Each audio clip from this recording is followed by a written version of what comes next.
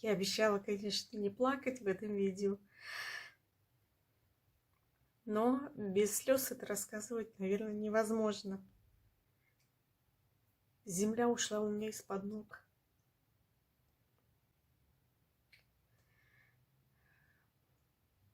Это было очень тяжело. Я просто рухнула на землю. Я плакала, задавала вопрос, почему?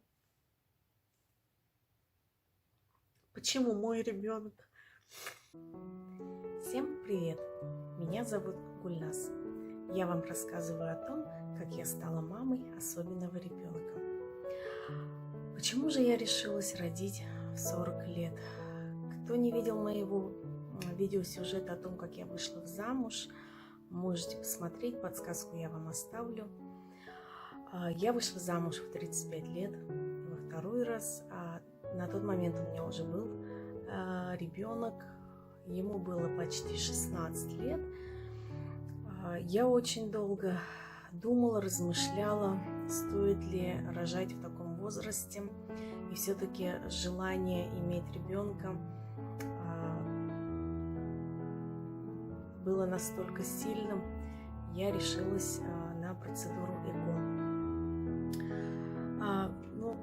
40 лет беременность – это большая ответственность, конечно же, а не сиюминутная прихоть или игрушка. Мало того, что сами роды, беременность очень истощает организм женщины, а еще плачущий ребенок по ночам. В молодые годы это не очень ощущается, потому что у молодых гибкая психика. Часто мамы в 35 лет, после 35 лет впадают в депрессию. Это не как в фильме, где вы видите нежные розовые щечки, а также это ребенок, который пачкает памперсы, не спит по ночам и болеет и прочее. Конечно же, высока вероятность рождения ребенка с патологиями и отклонениями в таком возрасте. Если супружеская пара старше 35 лет, и если отец также является возрастным отцом, то вероятность рождения ребенка с патологиями возрастает на 35-40%. Конечно же, есть и свои плюсы поздней беременности. Поздняя беременность дает женщине новый стимул. В день, когда я узнала, что беременная, у меня пришли в голову две мысли. Первое, наконец-то я брошу свою работу. И второе, как хорошо, что со своей жизнью больше ничего не нужно делать. У вас уже будет отличное развлечение на ближайшие 10 лет. Беременность у меня складывалась идеально, я не чувствовала никакого токсикоза, я не поправлялась, наверное, это не очень хороший плюс.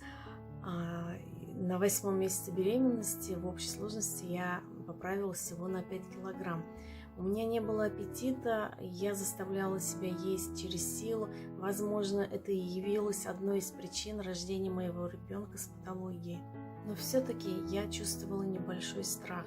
Окружающие мои близкие смотрели на меня, выпучив глаза, что я в таком возрасте решила родить ребенка. Первый скрининг. На первом скрининге все мои анализы были в норме. Как я уже говорила, беременность протекала без особенностей, и настал момент второго скрининга.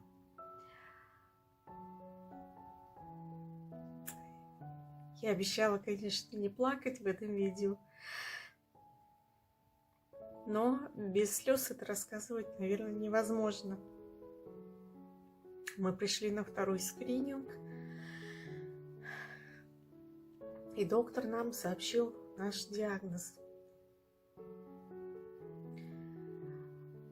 Вернее, доктор, чтобы успокоить меня, сказал, похоже, что у вас незаращение верхней губы. Я, конечно же, поняла, что это заячья губа. Я ничего не смогла произнести, Меня начало трясти, я начала плакать. Когда отец ребенка спрашивал, что происходит, и просил мне объяснить, почему я плачу, я не могла вымолвить ни слова. А затем я вышла в коридор, и земля ушла у меня из-под ног.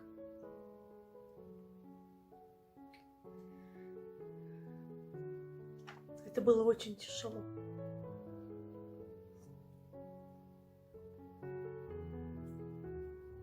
Ну вот, обещала не плакать, но не получается. Прошу прощения. Я вышла в коридор, мне начали подавать какое-то успокоительное, меня начало рвать. Затем мы вышли на улицу, и я просто рухнула на землю.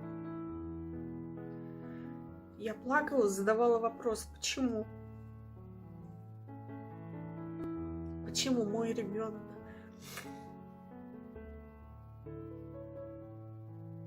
Дальше я не помню, как я села за руль, как мы доехали домой.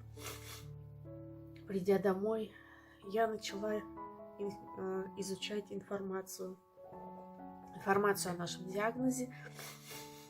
Я нашла такой отличный сайт, как «Улыбки наших детей», где было зарегистрировано порядка 9000 человек, у которых дети были рождены именно с этой патологией. Я судорожно начала изучать эту тему. Что нам предстоит? Как нам предстоит бороться с этим недугом? В следующем сюжете я вам расскажу, какие были предприняты шаги для того, чтобы оставить этого ребенка, потому что все врачи настаивали на прерывании беременности уже на 6-м месяце беременности.